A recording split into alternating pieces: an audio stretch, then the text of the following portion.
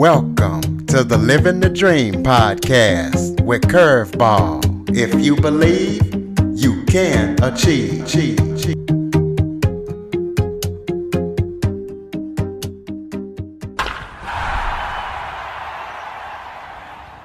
Hello and welcome to another episode of Living the Dream with Curveball. I'm your host, Curveball, and today I'm joined by Richard Haydock. He has a book and a podcast amplifying the stories of retirees who, even after retirement, have reinvented themselves and still living the dream. So he's going to be telling us some stories about that. Richard, thank you for joining me. Well, thank you, Curtis. I'm so happy to be living the dream with you. Well, why don't you start off by telling us a little bit about yourself? What did you do before you retired? What made you decide to amplify retiree stories and how you got into it? So I was in the life sciences business with startup biotech companies. I was an executive in several of them, and then more recently was mentoring startup CEOs in biotech.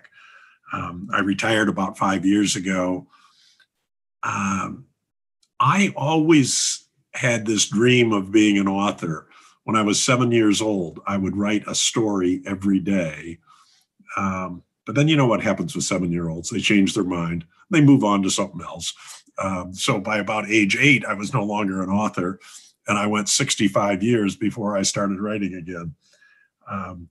What got me going was hearing stories from other retirees, people doing things. Sometimes with people I'd known a long time, I had no idea some of the neat things they were doing. I started hearing those stories.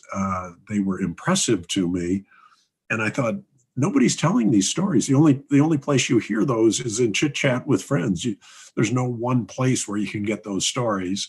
And I came to the conclusion those stories need to be told to describe the way this generation is retiring in a fundamentally different way than previous generations of retirees.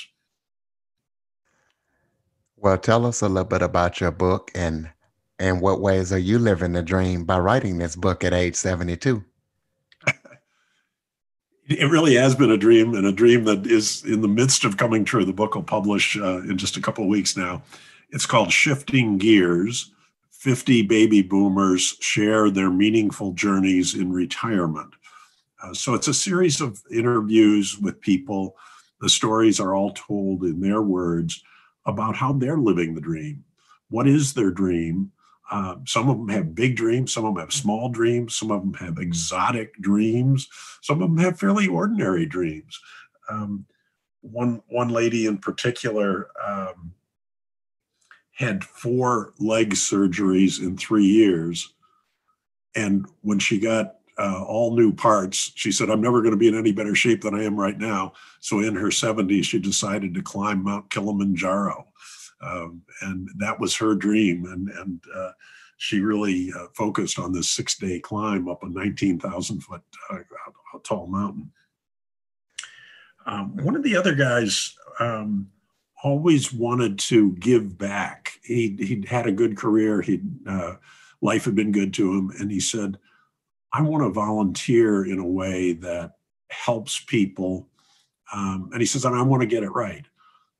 He said to me, this was trial and error. He said, I had to try quite a few different things. He went through 4 different organizations in pretty quick order until he finally found one that was mentoring social entrepreneurs in the developing world. And he's always been a coach. He's always been a mentor.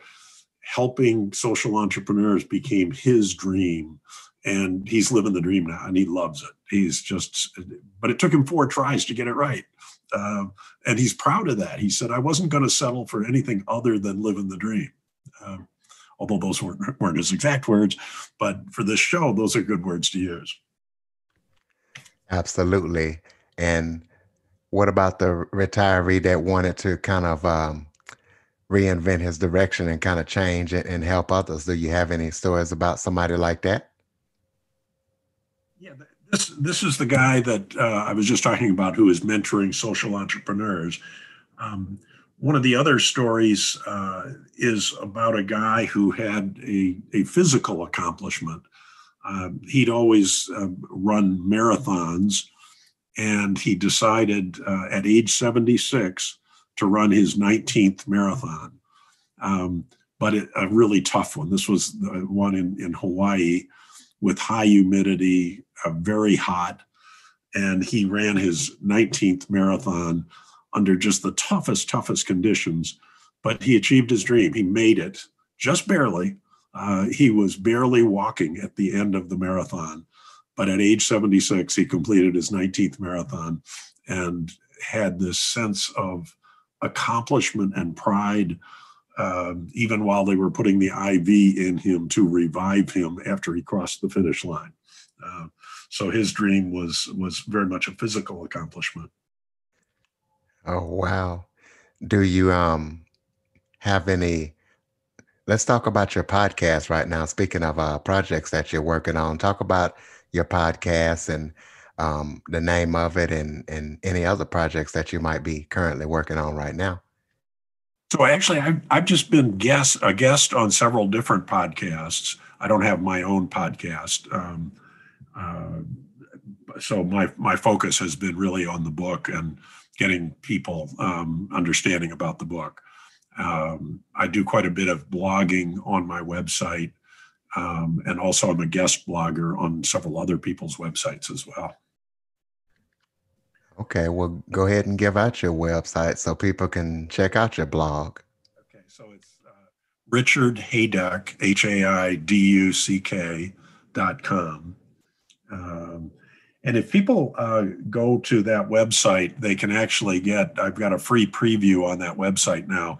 They can download a part of the prologue of the book to get a little sample for free to kind of try out the book. And that's available on the website there. Do There's you? one other story that I found really interesting. This is a guy that throughout his career, he was involved in very analytical work. He was involved in the IT business. He was very systematic. And as he approached retirement, he said, I've been working my left brain analytical skills all my life.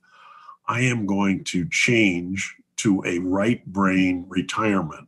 Everything that's creative, everything that's artistic, everything that's beautiful, everything that's about relationships, that's going to be my retirement.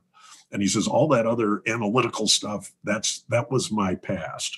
My future is going to be these sorts of artistic and creative kinds of things. And he completely reinvented his direction and his feeling for what was important. He started doing ink drawings. He started doing singing. He started a group activity on an island in Greece where a bunch of people were singing along with him.